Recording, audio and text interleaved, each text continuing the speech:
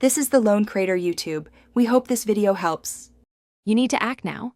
Charge above half and back up critical files so you can take stronger steps if needed.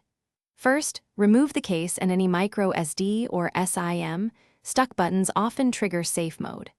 Next, press and hold power, tap restart.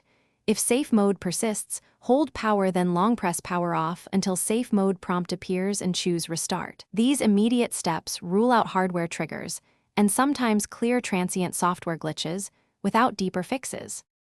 Once done, use safe mode deliberately to diagnose. Safe mode disables third-party apps so you can isolate the offender. Navigate settings right arrow apps, sort by install date, and uninstall any apps you added right before the problem started. Make sure to clear cache for system apps and check settings, right arrow software update for pending patches. An update can fix compatibility. If uninstalling one app returns normal mode after a restart, you found the cause, otherwise proceed to the deeper recovery options. To finish, prepare a full backup with Smart Switch, because a factory reset erases everything. Try wiping the cache partition first from recovery mode. This clears temporary system files without deleting data. If that fails, perform a factory reset from settings or recovery to restore system defaults. After reset, reinstall apps one at a time to verify stability.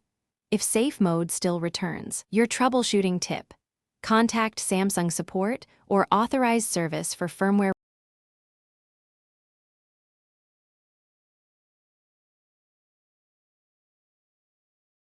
Thanks for watching. Consider subscribing if we helped you.